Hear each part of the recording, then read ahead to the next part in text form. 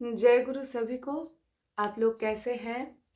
आशा रखती हूँ स्वस्थ हैं और खुश भी हैं, शरीर से और मन से भी। मैं भी बहुत खुश हूँ, स्वस्थ भी हूँ।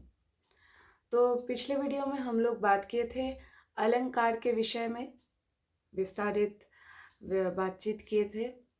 आज बात करेंगे आलाप और बढ़त, जो रागों में गाइए और बजाते जो हैं, जो कलाकार हैं, वो जब श्रोता के सामने कोई राग को परिवेशन करते हैं, तब ये दो टर्म, ये दो अंग प्रदर्शन करते हैं गाते या बजाते समय, जो है आलाप और बढ़त।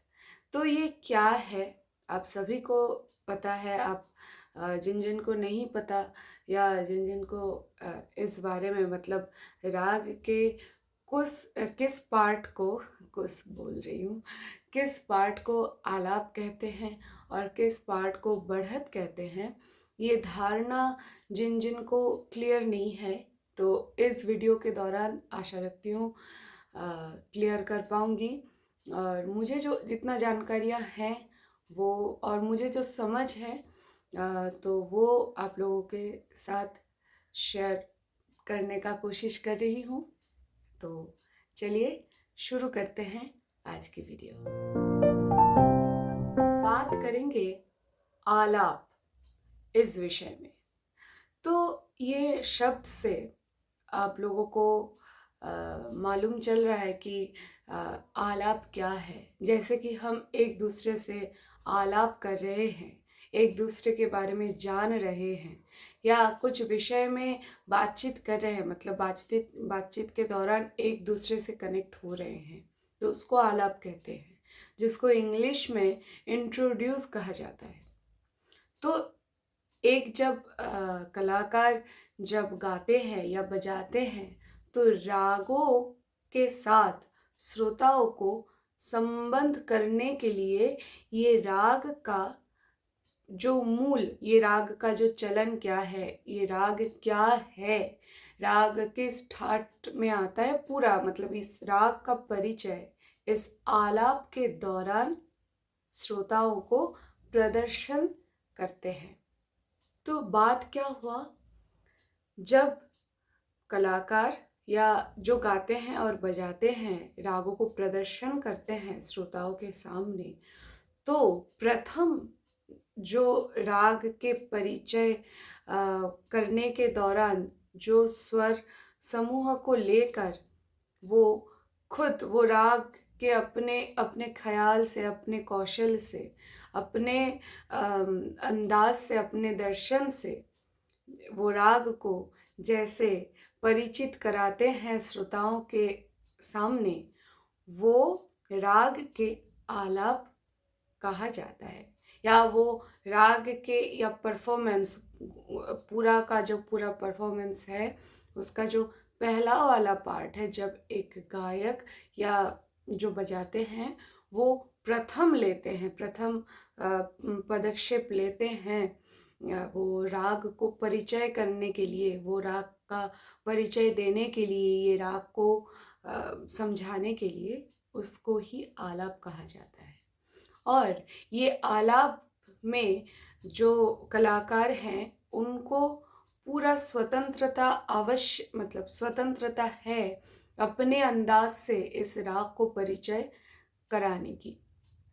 किंतु ये भी ध्यान में रखते हुए कि स्वतंत्रता है मतलब कुछ भी स्वर लगा दे, ये हो नहीं सकता। वो राग के जो नियमों हैं और जो स्वर है, जो स्वर का वेट है, ये सब दिमाग में रखते हुए, ये ध्यान में रखते हुए उनको ये आलाप करने का स्वतंत्रता है, अपने दर्शन को प्रदर्शन करने का स्वतंत्रता है।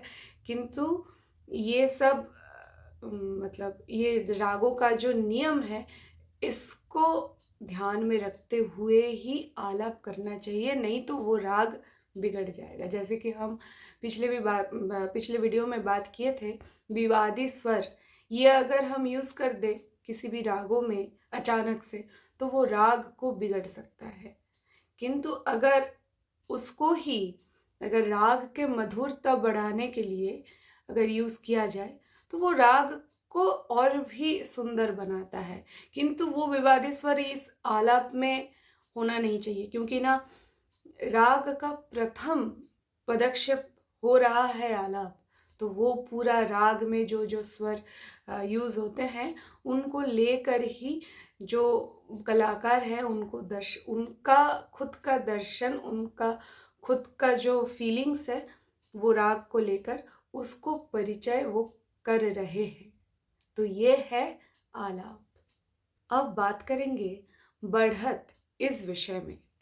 जब कोई कलाकार एक या दो दो स्वर को लेकर या कुछ छोटे छोटे स्वर समुदाय को लेकर बड़े बड़े स्वर समुदाय में आकार, लयकारी और बोल ताल करते हैं, उसको बढ़त कहा जाता है।